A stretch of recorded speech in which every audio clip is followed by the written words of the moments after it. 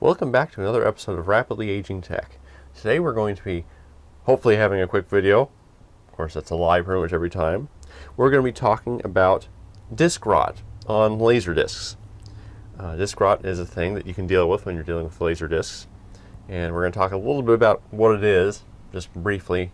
More importantly, I'm going to show you what the effects are. In this case, we're looking at my copy of Beckett that I received. The eBay seller had tested it a few years ago, listed it, sold it, refunded me when I told him what was wrong. So very nice there, because one of the discs is in pretty bad shape. But we'll notice that it's not the surface, it's what's underneath. Beckett, if you haven't watched it, is a movie about the St. Thomas Becket, who was a bishop in England underneath his king, and he was friends with the king, and the king decided to make him, to put him forward and say, go ahead and become the new Archbishop of Canterbury, so that his goals for getting more money for war and whatnot, the church would let it happen because the Archbishop would just go along with it. Well, Beckett, who was a great friend of his, after his ordination, essentially assumed the role of Archbishop and began to resist the king as a bishop in this circumstance would. And there's a lot of conflict. It's a pretty good movie.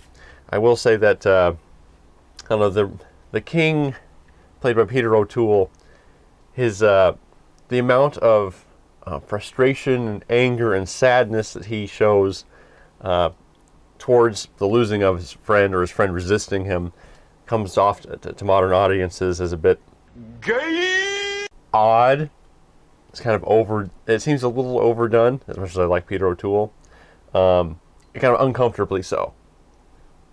But they were just incredibly good friends that the movie does try to depict.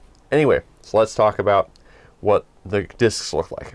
Alright, here is disc 3, or side 3 rather, and I'm not sure how well you can see it, but it's nice and reflective. The surface is certainly clean, and underneath, I'm not sure if you can see the patterning or not. I'm trying to move it as close as possible. It's almost just looking like a mirror. But it's very clean underneath. You can see some, there is certainly a pattern to it, to the data burnt there. I'm just not sure how well you can see it. But clearly the disc is in pretty dang good shape. The other side has less patterning to it. It's actually blank. This is side 1. Side 2 is the same way. Now look closely. I'm trying to jitter it around a little bit so you can distinguish its pattern from the pattern on the ceiling. You'll notice some almost like crisscrossing, and there's darker patches.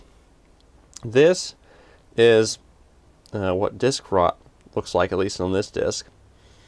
Essentially, these discs, like a CD, there's an aluminum center that has the data on it that's burnt in one way or another, sealed in a plastic. There's plastic on both sides are readable.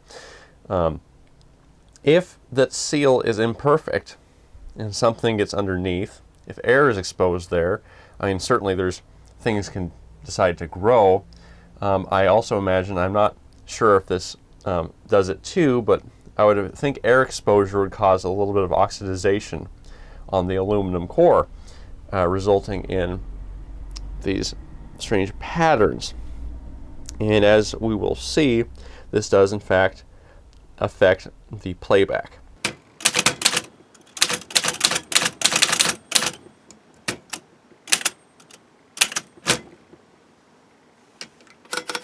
This is side 3. As you can tell, it seems to play fine. It's clearly an older film, so the quality isn't the highest, but there's no obvious errors or problems. This is the disc rotted laser disc. Listen to the audio.